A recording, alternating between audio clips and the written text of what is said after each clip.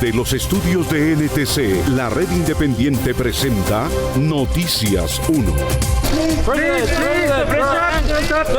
Aquí está. Esta es la imagen del día. El inesperado apretón de manos del que hoy fue testigo París y el mundo en la reapertura de la Catedral de Notre Dame entre Donald Trump y Volodymyr Zelensky, luego de que el primero anunciara que le pondría fin a la guerra, entregándole el territorio ucraniano invadido por Rusia a ese país. El presidente francés se destacó durante toda la visita por su contacto físico con Trump, quien le tiene fobia a este tipo de cortesías, y en ocasiones alcanzó a manifestar con sus gestos la molestia que sentía. De esta historia hablaremos hoy. Esta noche en Noticias 1. En el Congreso no hay ambiente para la ley de financiamiento, pero tampoco para que la DIAN pueda recuperar al menos parte de lo que no puede recaudar por el contrabando. El Congreso tampoco ha permitido que allí se debatan los abusos de poder, las contrataciones, el nepotismo y las decisiones políticas de la procuradora Cabello. La exconsejera Sandra Ortiz borró de su celular los mensajes del día en que le habría entregado dinero al senador Iván Name. Hayan documentos de la hoy llamada Chiquita Brands sobre la huelga bananera que concluyó con la masacre de las bananeras. Ayer hizo 96 años. ¿Y en qué tal esto? En la Fiscalía y la Procuraduría de Leticia duermen las denuncias de acoso laboral y sexual contra el Contralor del Amazonas. Por la prensa libre y el derecho que todos ustedes tienen a la verdad. Yo soy la Red Independiente. Presenta Noticias 1 con María Fernanda Navia y Gerson Caucha. Buenas noches, bienvenidos. Comprometido a conseguir la plata que le hace falta al fisco, el director de la DIAN no ha encontrado ambiente en el Congreso para ser mucho más estricto y transparente el control aduanero y quitarle al menos una parte de los 100 billones de pesos que dejan de entrar al país por evasión de impuestos. A 8 días de que termine la legislatura del Congreso, aún no hay consenso con las comisiones económicas para radicar la ponencia de la ley de financiamiento. Entre los reparos que ha tenido esta iniciativa está el adelanto de la regla fiscal, el aumento en la tarifa de ganancias ocasionales que ya fue eliminado del articulado y el umbral del impuesto al patrimonio. El director de la DIAN, Jairo Villabona, aseguró que el artículo que ofrece recompensas por delatar a los evasores de IVA y contrabandistas que ocasionan pérdidas al erario superiores a los 7 billones de pesos anuales también tiene sus opositores en el Congreso. Lo que nosotros necesitamos es que los congresistas tengan la voluntad política de combatir eso. La evasión en Colombia, de acuerdo con cifras de la DIAN, es cerca de 100 billones de pesos al año. Si nosotros logramos controlar al menos el 20% de esa evasión, seguramente no tenemos que hacer ni siquiera reforma tributaria. El IVA a las apuestas digitales, que busca un recaudo de 2 billones de pesos y también ha sido objeto de críticas, sería progresivo, tal y como lo han propuesto algunos congresistas. Los juegos de azar, la idea es que tengan una tarifa plena del 19%, aunque podría darse un espacio de 1 o 2 años que, por ejemplo, operaran al 50%. Si la ley de financiamiento no prospera, la DIAN presentaría el año entrante un nuevo proyecto para reorganizar el sistema tributario que actualmente cuenta con 294 beneficios como descuentos tributarios, rentas exentas y deducciones fiscales. Y no se descarta la recompensas a los delatores de contrabandistas. Nosotros mismos promoveríamos una reforma para mejorar el sistema tributario. Básicamente es mirar esos 294 beneficios tributarios en el mundo. Uno de los principios es que para que yo otorgue un beneficio tributario tengo que hacer un análisis beneficio-costo. Se espera que la próxima semana se logre erradicar la ponencia de esta iniciativa, cuyos debates se llevarían a cabo en sesiones extraordinarias que irían hasta el 20 de diciembre. Aunque una porción aún indeterminada de congresistas se siente incómoda en su propio partido, el proyecto de ley que lo podría hacer posible está haciendo agua en el Congreso por falta de tiempo para los debates que requiere. Lina, buenas noches. María Fernanda, buenas noches. Esta es una iniciativa de Marelén Castillo, que ocupa su curul en la Cámara como fórmula presidencial de Rodolfo Hernández, a cuyo partido nunca ha pertenecido. A ella, en principio, le molesta la palabra tránsfuga. Aunque está en el filo de la navaja por tiempos, en el Congreso ha avanzado sin mucha oposición un proyecto de acto legislativo con el que se busca abrir una ventana para el transfugismo. Libertad democrática, porque es que esa palabra transfugismo no me gusta. Estamos en un momento histórico en Colombia en que se requiere una realineación de las fuerzas políticas. La representante Marelén Castillo es una de las autoras del proyecto que busca abrir esta ventana junto con el senador liberal Alejandro Carlos Chacón. Ella rompió con Hernández desde el principio y asegura que nunca tuvo voz y voto en el partido del condenado por corrupción y fallecido candidato presidencial. Que hasta un mes antes de inscribirse a la próxima contienda electoral pueda cambiar de partido. Esto no solo aplica a los congresistas, también a concejales y diputados. Esta iniciativa fue radicada con 50 firmas. En el Senado tuvo luz verde con 41 votos a favor y 25 en contra. El Centro Democrático se ha opuesto a la iniciativa. Que se van a utilizar esas posturas para ganar poder dentro de los partidos, y yo creo que esa es la mayor motivación que he encontrado en voces en silencio por los pasillos del Congreso. Los congresistas interesados en cambiar de partido dicen que no están legislando en beneficio propio. Es que no nos estamos haciendo un favor que nos represente más plata ni beneficios particulares, simplemente uno poder escoger a qué partido pertenece, no es una ventaja con respecto a los demás ciudadanos ni con respecto a los demás políticos. En el mapa de quienes tomarían ventaja de este proyecto, los verdes que se encuentran fragmentados entre quienes se quieren ir al petrismo y los que están más del lado del centro y a la derecha. Los liberales mostraron sus discrepancias en la convención de Halloween y en los conservadores hay facciones desde el petrismo hasta el Centro Democrático. Esta iniciativa debe aprobarse en su cuarto debate en Cámara antes del 16 de diciembre para que no se hunda. Y debe surtir 8 debates por ser un proyecto que reforma la Constitución. Amanecerá y veremos. Los congresistas que eligieron por unanimidad a su secretario como procurador se han negado durante más de un año a debatir sobre las denuncias de destituciones arbitrarias, contratación irregular, decisiones politizadas y nepotismo de Margarita Cabello como jefe del Ministerio Público. La misma mayoría que eligió unánimemente al secretario del Senado como procurador se ha negado a debatir sobre las denuncias públicas de nombramientos a dedo, decisiones politizadas, contrataciones millonarias y prescripciones de la administración de Margarita Cabello en la Procuraduría. Si se destapa la corrupción en la Procuraduría de Margarita Cabello, por supuesto también quedan expuestos clanes políticos que tienen representación y que tienen asiento en el Congreso de la República y por eso no quieren. Esmeralda Hernández, promotora del debate, dice que no ha encontrado ambiente para exponer lo que ha documentado ni siquiera en el gobierno. Y sorpresivamente a medianoche mandan el orden del día sacando el debate. No me llaman y lo que me dicen es que habían temas prioritarios. Siempre me dicen lo mismo, 6 veces cancelado en todo el año. Yo creo que esto es inaceptable. Esta vez la mesa directiva tenía como primer orden la elección del secretario del Senado, Diego González, reemplazo de Gregorio El Hash, nuevo procurador general. La presión que había en la plenaria, la presión que había sobre la mesa directiva, los sectores políticos, a mí me llamó gente de todo lado, diciéndome además siempre la excusa es que tenemos otras agendas, que tenemos otros temas, que como si esto no fuera importante. Aunque Cabello no está obligada a asistir a los debates de control político, tampoco responde los cuestionarios. La señora nunca nos ha respondido.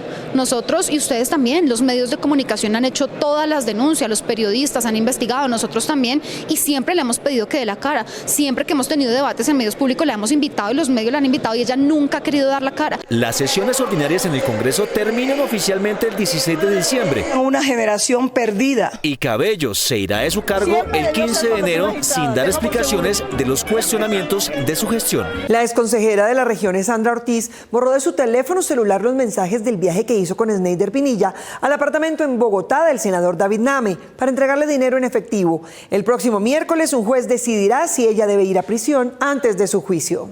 Esta semana la Fiscalía reveló las pruebas que tiene en contra de la exconsejera presidencial para las regiones, Sandra Ortiz, y que demostrarían que hizo parte del desfalco de la UNGRD para entregarle 3.000 millones de pesos al expresidente del Senado, Iván Name. Se puede inferir de manera razonable que la alta consejera presidencial para las regiones utilizó influencias derivadas de su cargo en provecho del senador Iván Name. Sneider Pinilla explicó cómo el 12 de octubre de 2023 acompañó a Ortiz a hacer la primera entrega de dinero a Name por instrucción de su jefe Olmedo López. Sneider, con la doctora Sandra Ortiz hay que entregar los 3.000 millones de pesos. Estos 1.500 millones de pesos que son para el doctor Name, la doctora Sandra los va a llevar y mañana trae los otros 1.500 millones de pesos acá con la doctora. El GPS del carro en el que ella y Pinilla se movilizaron se reportó ese día en la casa del senador. También hay chats que demuestran la coordinación de la entrega de dinero, aunque Ortiz los eliminó de su celular. Estos WhatsApps hacían referencia explícita a que ella le estaba indagando por la hora en la que él le iba a entregar la plata, es decir, los 1.500 millones de pesos restantes. Wade Mansour, al igual que los demás implicados con fuero, resolvieron guardar silencio ante la sala de instrucción de la Corte Suprema. Por mi parte les ratifico que estoy muy tranquilo y que cada uno de los actos que he hecho lo he hecho en el marco del ejercicio de mis funciones. El próximo miércoles 11 de diciembre, la juez tercera penal municipal con función de control de garantías de Bogotá definirá si envía o no a la cárcel a la exconsejera presidencial para las regiones, quien ha insistido en su inocencia. A pesar de la oposición de la bancada cristiana del Consejo de Bogotá, pudo aprobar el acuerdo Sergio Urrego, que intenta evitar situaciones de bullying de parte de sus profesores y compañeros, como las que llevaron al suicidio a ese niño en su colegio. Camilo Galán. María Fernanda, esa bancada dice que demandará el acuerdo por forma y por fondo para que no rija, pero para que ello ocurra, lo primero que tiene que suceder es la firma del alcalde Galán. Después de 3 años de debates, desacato de órdenes judiciales e inconvenientes en la discusión, el proyecto de ley 399, también conocido como Sergio Urrego, fue aprobado en la plenaria del Consejo de Bogotá con 28 votos a favor y 12 en contra. El Consejo estableció medidas para garantizar los derechos de la comunidad LGBTIQ+ en las instituciones educativas públicas de la ciudad. Para que no se cometan situaciones de hostigamiento, de hostilización, de discriminación, de violencia simbólica, que termina generando, entre otras cosas, unos traumas en su salud mental a tal punto que llevan a que sucedan situaciones como la de Sergio Urrego. Los autores de esta iniciativa fueron cabildantes estudiantiles quienes con argumentos y cifras demostraron que también están amparados por la Constitución del 91. Lo que se busca es que haya entornos seguros y libres de bullying en todos los colegios de Bogotá para estudiantes de la comunidad LGBTIQ+. El concejal Emel Rojas y la bancada cristiana que votó en contra dice que el acuerdo está viciado y que espera que no rija. Yo lo voy a demandar en el Tribunal Administrativo de Cundinamarca. Y adicionalmente a eso, en la plenaria no se puede hacer modificación. Entonces en la plenaria me dan la palabra, ¿cierto? Pero me dan la palabra por 2 minutos, cuando obviamente el proceso está, digamos, viciado en mi criterio. Sin embargo, la mayoría reconoció la urgencia de transformar los espacios escolares en lugares seguros e inclusivos. Porque lamentablemente la homofobia es una realidad política, cultural y psicológica en la sociedad colombiana y Bogotá está aportando esta herramienta, entre otras cosas, para que logremos establecer la paz con la población LGBTIQ+. Este proyecto ya se encuentra en el escritorio del alcalde Carlos Fernando Galán a la espera de su sanción. Un grupo de organizaciones defensoras de derechos humanos hizo un llamado al gobierno y a las organizaciones armadas que los victimizan para que este fin de año tengan al menos un cese al fuego contra la población civil. Colombia cerrará este 2024 con 1.200 eventos violentos en todo el país, entre amenazas, confinamientos, reclutamientos, desplazamientos forzados, entre otros, por lo que representantes de 700 organizaciones sociales reunidas en Bogotá le hicieron un llamado al gobierno y a los actores armados para que pacten un cese al fuego humanitario para fin de año. Para que se nos respete la vida y que respeten el VIH, que es lo más importante, porque en nuestras regiones está siendo muy violentado. Hay algunas cosas que hay que revisar frente al tema del cumplimiento de algunas cosas, pero creo que permite también oxigenar el territorio. Durante el acto de entrega del Plan Humanitario de Paz y Seguridad para enfrentar la crisis de la paz total, los líderes le hicieron un llamado al consejero alto comisionado de paz, Oti Patiño, para que dialogue con ellos en los territorios. La paz tiene que construirse con la sociedad civil y es algo que nosotros hemos venido diciéndole al comisionado de paz de manera insistente, porque hasta el momento no se ha sentado con las juventudes y tampoco ha ido a las regiones, ¿sí?, donde el conflicto está azotando gravemente, especialmente a la juventud y a las mujeres. El director de Vivamos Humanos, el expresidente Ernesto Samper, considera que se deben tomar acciones para evitar que el conflicto crezca en el país. Para nadie es un misterio que el conflicto está tratando de reactivarse en el país. La paz hay que hacerla en el Catatumbo, en Tumaco, en Putumayo, en el Magdalena Medio, en Urabá. Ahí es donde está renaciendo la guerra y ahí es que hay que ir a hacer la paz. La ONU dice que es importante escuchar a las comunidades en los territorios epicentro del conflicto. A pesar de la oferta de negociar la paz con los actores armados están afectando los derechos humanos de la población civil en los territorios y es importante escuchar a los procesos organizativos de los territorios, que son quienes realmente defienden la paz en los territorios. Dentro de los ejes contemplados en el Plan de Paz está la aplicación del derecho internacional humanitario, las garantías de paz y seguridad, la participación de la sociedad civil y la cultura de paz. Una sala de conjueces resolvió por la Corte Suprema que la operación para chuzar periodistas desde la Casa de Nariño en el gobierno de Álvaro Uribe no había prescrito, como lo dijo un juez penal, y condenó a los exsecretarios de prensa y de la presidencia de esa época. Los conjueces de la Sala de Casación Penal de la Corte Suprema de Justicia dejaron en firme la condena de 5 años y 2 meses de prisión contra el exsecretario jurídico de Presidencia Edmundo del Castillo y el exjefe de prensa de Palacio César Mauricio Velázquez por su responsabilidad en las chuzadas del DAS a la Corte Suprema de Justicia durante el gobierno de Álvaro Uribe Vélez en 2007. César Mauricio Velázquez y Edmundo del Castillo, desde la Presidencia de la República, formaron parte de una empresa criminal destinada a desacreditar a la Corte Suprema de Justicia y a Yidis Medina Padilla. Aunque un juez penal del circuito absolvió a Velázquez y Castillo por la prescripción de los delitos, el Tribunal Superior de Bogotá los condenó a 63 meses de prisión por concierto para delinquir, decisión que ratificó la Corte Suprema. No había transcurrido el plazo de prescripción fijado por la ley, no puede atenderse su solicitud. Sin embargo, no todos los conjueces estuvieron de acuerdo con esta decisión. Por ejemplo, Juan David Riveros, quien es abogado de Víctor Enríquez, expresidente ejecutivo de Banacol en el caso de financiación bananera a la SAUCE, aseguró que los exfuncionarios no debían ser condenados, pues la acción penal contra ellos prescribió el 16 de julio de 2022. Han transcurrido 109 meses y 10 días, frente a lo cual, en nuestra opinión, ha prescrito la acción penal, perdiendo el Estado la posibilidad de proferir una sentencia condenatoria. Pese al salvamento de voto, para los demás conjueces la responsabilidad de los exfuncionarios de Uribe es clara. Acreditar la participación de Velázquez en la planificación y ejecución de actividades destinadas a deslegitimar a la Corte Suprema de Justicia. Del Castillo tuvo entonces un plan fundamental en la ejecución del plan criminal. Mientras Edmundo del Castillo tendrá prisión domiciliaria por haberse presentado a las diligencias, se ordenó la captura de César Mauricio Velázquez, que desde antes de su imputación vive en Roma, Italia, protegido por una congregación religiosa. Exguerrilleros y militares retirados se dieron la mano ayer en un ejercicio de reconciliación a instancias de la Agencia de Reincorporación.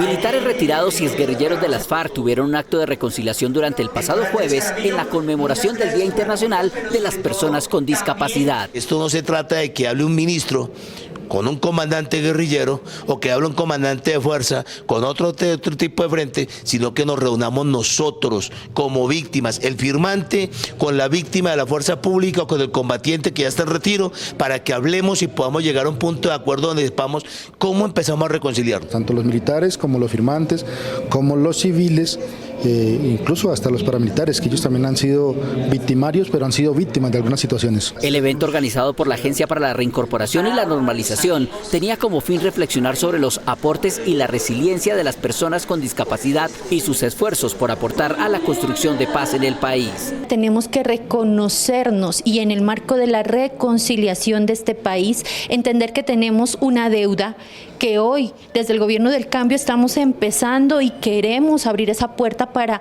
saldar esa deuda, pero que esa deuda es con todos, es con las víctimas, es con los militares, la fuerza pública, es con las personas en reincorporación. Este espacio buscaba también disminuir la estigmatización hacia las personas con discapacidad, especialmente aquellos firmantes de los acuerdos de paz que aportan a la verdad como medida de reparación a las víctimas del conflicto. Están trabajando buscando militares desaparecidos, firmantes de paz desaparecidos, víctimas. Ese primer logro es única vez en el mundo que se está haciendo. Segundo logro potente, el que tengamos el desminado humanitario, también firmantes de paz, que sabían dónde hay minas, porque han levantado también un mapa como su compromiso frente a evitar el dolor. Se espera que con este llamado inclusivo que involucró a todos los actores del conflicto se logre la reconciliación para construir la paz. Lo vieron ustedes en nuestra imagen del día. Donald Trump y Volodymyr Zelensky apretaron hoy sus manos en la Catedral de Notre Dame en París, en el primer encuentro desde que el primero fue electo presidente, y prometió hacer la paz de Ucrania en horas, a costa de la cesión de su territorio invadido a Rusia. Hoy, la Catedral de Notre Dame en París reabrió sus puertas después de 5 años de trabajos de restauración tras el incendio de 2019 que destruyó su torre y afectó su arte religioso. El acto solemne se convirtió en el primer encuentro entre el presidente electo de Estados Unidos, Donald Trump, y el presidente de Ucrania, Volodymyr Zelensky, a instancias del presidente francés. Emmanuel Macron, como anfitrión, ofreció no solo un apretón de mano, sino también un abrazo al presidente estadounidense, que ha hecho pública su aversión al contacto físico.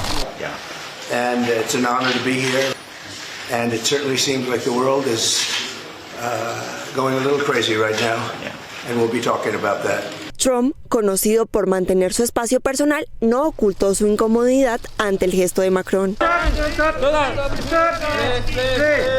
Zelensky tuvo así su oportunidad de argumentar sobre el plan de paz de Trump para Ucrania, que incluye la cesión de territorio de ese país al ruso. Todos queremos que esta guerra termine lo más rápido y justo posible. Trump y Zelensky se despidieron con un apretón de manos. Mientras las cámaras capturaban la imagen oficial, Macron había logrado reunir a las tres derechas.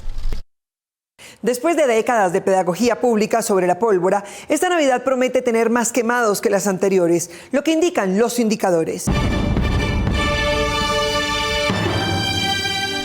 El pico más bajo de heridos por pólvora en las temporadas de Navidad y fin de año terminó en el año nuevo de 2020, con 710 quemados, según el registro del Instituto Nacional de Salud.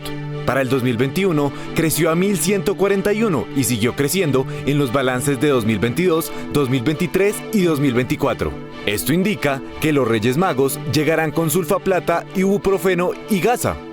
Esto es lo que indican los indicadores. Los videojuegos fueron en su momento el símbolo de la vagancia, pero hace tiempo que se vive la onda de la gamificación, en la que cualquier actividad convertida en juego, incluso la educación formal, se hace más efectiva. Mediante el aprendizaje por medio de videojuegos, mejor conocido como gamificación, un ingeniero colombiano plantea un modelo de videojuego que por medio de puntuaciones y simulaciones forma a los gestores de proyectos de infraestructuras para así reemplazar las clases teóricas y calificaciones. ¿Ese reto qué es? Pasar al siguiente nivel o al siguiente módulo. Si cumples con ese reto, vas al segundo módulo. El desarrollo de los 5 o 7 módulos que está compuesto el curso te va a dar la certificación. Este videojuego de rol desarrollado por el profesor Johnny Tamayo de la Universidad Nacional busca que mediante este sistema los estudiantes sean formados y calificados por su desempeño en el videojuego, el cual permite a la persona simular eventos que en la teoría serían complejos de interpretar. Vemos que se asimila de una manera más rápida los contenidos. Se asimilan en un grado más alto, digamos, es más rápido el aprendizaje. Este videojuego, que usa los puntos e insignias como la representación del aprendizaje obtenido, les permite a los estudiantes entrar en sistemas de inmersión, lo cual recrea escenarios que facilita la toma de decisiones, ejecutando con prueba y error mediante videojuegos. Calcular los invitados y las porciones no solo reducirá su basura biológica de Navidad, sino que le ayudará a ahorrar en la temporada de mayor gasto. Economizar en la compra de alimentos para Navidad es posible si lo planifica con anticipación y de manera organizada. Planifique el menú, revise los platos que va a preparar y asegúrese de que sean adecuados para el número de personas que asistirán. Esto evitará la compra de alimentos innecesarios. Elija recetas económicas. Algunas tradicionales de Navidad pueden ser caras, pero hay alternativas más económicas que pueden ser similares. Compre solo lo que necesite, haga una lista para las comidas y asegúrese de no comprar de más. Evite pedir comida a domicilio o comprar platos preparados. Aunque puede ser más cómodo, puede resultar muy caro. Cocinar en casa, aunque demande tiempo, siempre es más económico y le permite controlar los ingredientes y porciones. con la señora alcaldesa, gestión de riesgo va a hacer un censo y cuáles son las viviendas afectadas y ya se tomarán unas medidas más adelante. En alerta permanecen las autoridades en el Valle del Cauca luego de la explosión de una motobomba esta mañana en zona rural de Jamundí que cobró la vida de una persona y dejó 7 más heridas.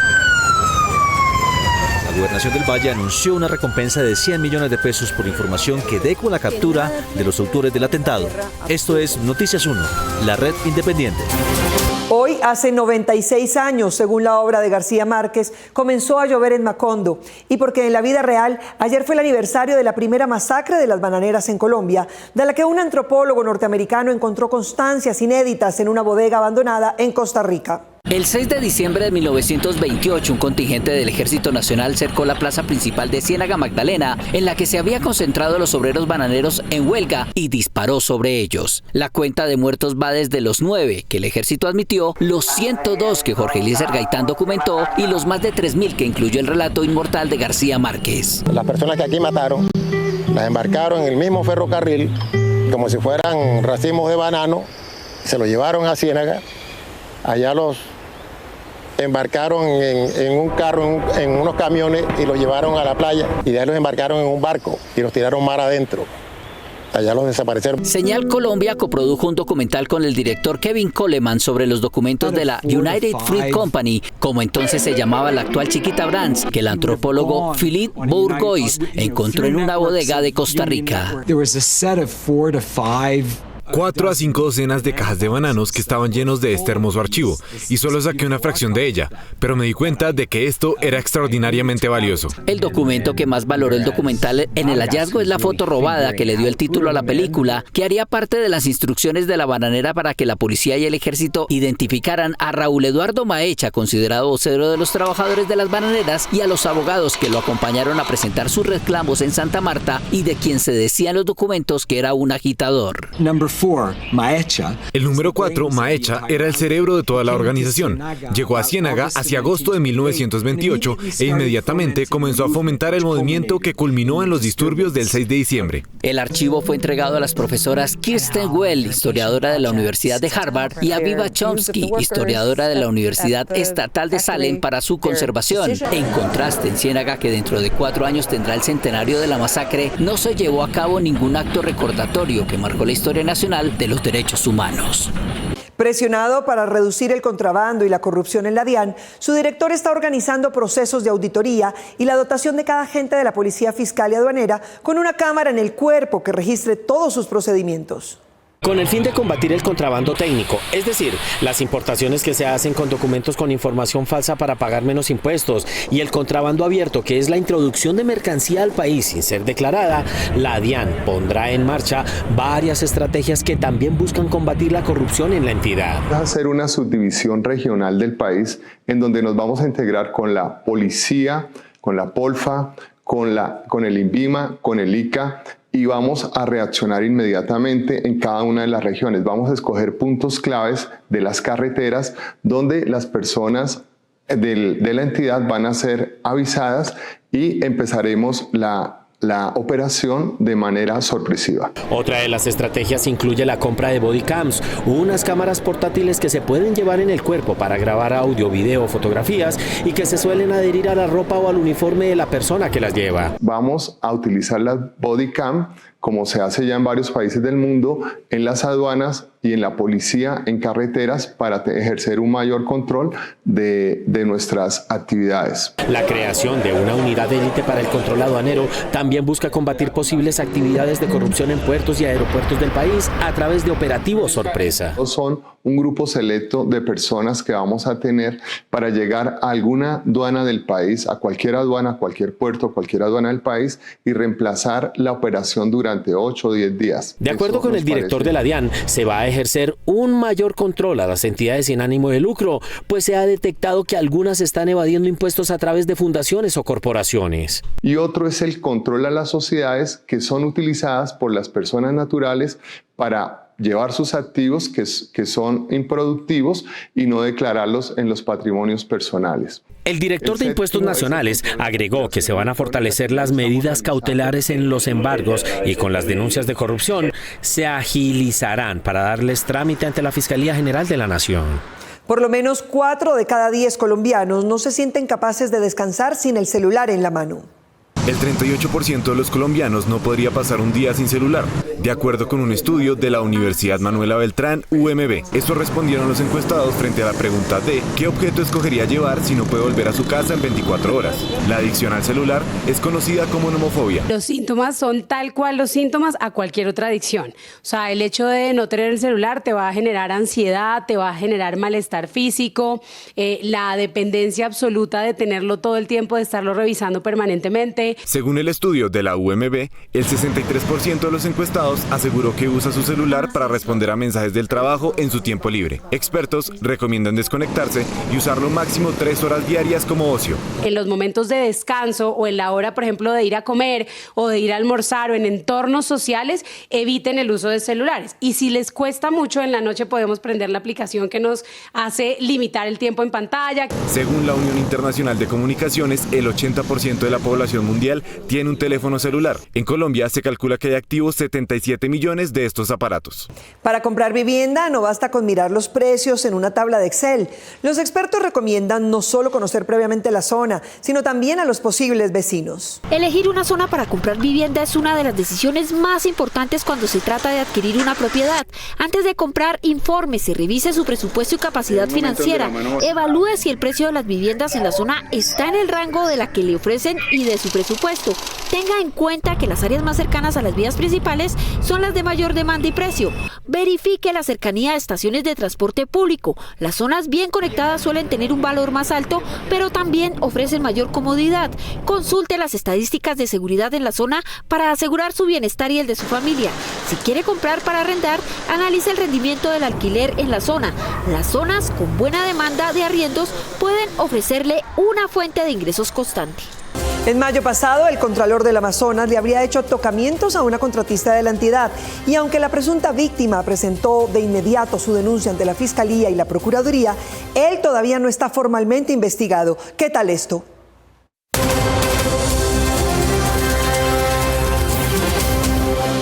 Una contratista de la Contraloría Departamental de Amazonas asegura que su jefe, el Contralor Gustavo García, la ha mantenido sometida durante más de un año a humillaciones de carácter sexual y laboral. En varias ocasiones me manoseó, en varias ocasiones hizo mi cuerpo toparlo con el cuerpo de él de una manera muy morbosa.